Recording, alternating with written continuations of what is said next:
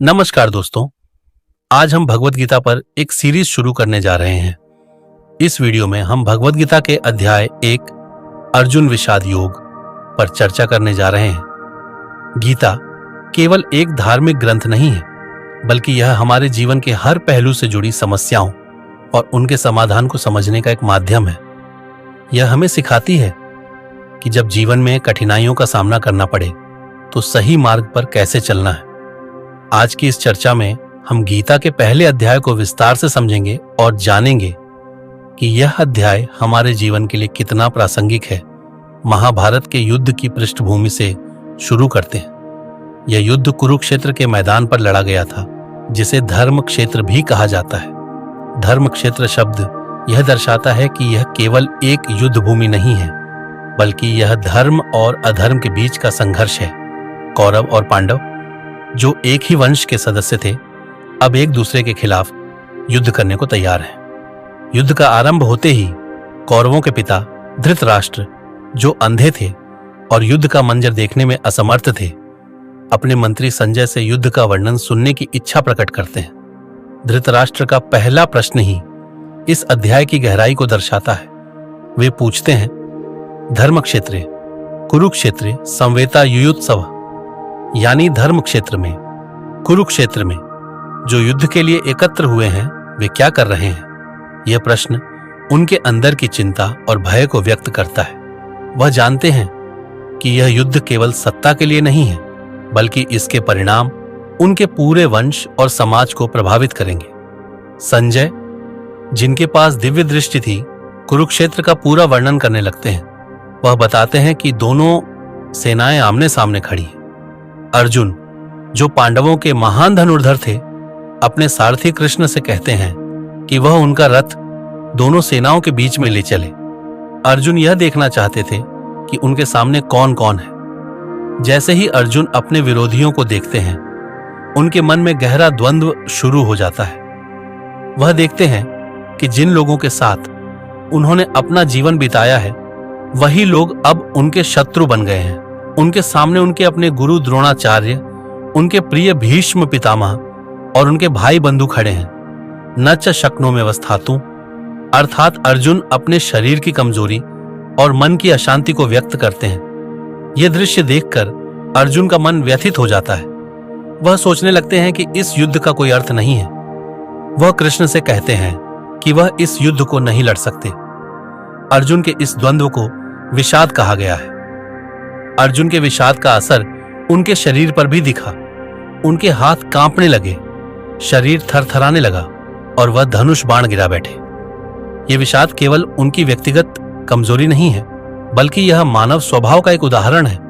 किसी परीक्षा में असफलता के डर से विद्यार्थी का पेट खराब होना या हाथ पांव कांपना आम मानसिक और शारीरिक प्रतिक्रिया है। इसी प्रकार जब भी हम किसी बड़े निर्णय के सामने खड़े होते हैं, तो हम भी इसी प्रकार के द्वंद्व का अनुभव करते हैं। अर्जुन को यह विचार कचोटता है कि यदि वह इस युद्ध में विजय प्राप्त भी कर लेते हैं, तो वह उस विजय का आनंद कैसे लेंगे जब उनके अपने ही प्रियजन नहीं रहेंगे। यह स्थिति उस व्यक्ति की तरह है जो बहुत मेहनत करके धन अर्जित करता है, लेकिन अगर उसके अपने रिश्ते खत्म हो जाएं, तो वह धन उसके लिए अर्थहीन हो जाता है।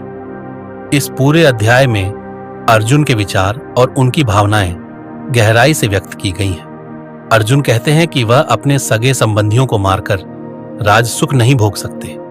उन्हें यह चिंता भी सताती है कि इस युद्ध के कारण कुल का नाश हो जाएगा। कुल धर्म के नष्ट होने से समाज में अराजकता फैल जाएगी और आने वाली पीढ़ियां अधर्म के रास्ते पर चलेंगी। यह अध्याय केवल अर्जुन की मानसिक स्थिति को ही नहीं दर्शाता, बल्कि यह हमें यह सिखाता है कि हमारे जीवन में भी जब बड़े निर्णय लेने का समय आता है, तो हमें क्या करना चाहिए। अर्जुन का कहना था कि उनके लिए अपने कर्तव्य का पालन करना कठिन हो गया है। वह अपने गुरु और सगे संबंधियों को युद्ध में नहीं मार सकते। अर्जुन की यह स्थिति केवल पौराणिक कथा नहीं है, यह हर उस व्यक्ति की कहानी है जो अपने जीवन में कठिन निर्णयों का सामना करता है। सोचिए, जब एक डॉक्टर को अपने ही प्रियजन का ऑपरेशन करना हो, तो वह किस मानसिक स्थिति से गुजरता होगा। अर्जुन का विषाद भी कुछ ऐसा ही था। अर्जुन की इस स्थिति का समाधान कृष्ण ने किया, लेकिन इस अध्याय में कृष्ण केवल सुनते हैं। अर्जुन अपने द्वंद्व और भावनाओं को ईमानदारी से उनके सामने प्रकट करते हैं। यह हमें यह सिखाता है कि जब भी हम जीवन में किसी समस्या का सामना करें तो हमें अपने माता पिता, गुरु या किसी भरोसेमंद व्यक्ति से मार्गदर्शन मांगना चाहिए। अर्जुन का विषाद केवल एक व्यक्तिगत संघर्ष नहीं है, यह हमें यह सिखाता है कि धर्म और अधर्म, कर्तव्य और भावनाओं के बीच संतुलन कैसे बनाना है। यह अध्याय यह भी सिखाता है कि हमारे निर्णय केवल हमारे लिए नहीं बल्कि समाज और आने वाली पीढ़ियों के लिए भी महत्वपूर्ण होते हैं। गीता के पहले अध्याय का अंत तब होता है जब अर्जुन अपने सारे प्रश्न और अपनी समस्याएं कृष्ण के सामने रखते हैं। यह अध्याय गीता के शेष अध्यायों के लिए नींव का काम करता है।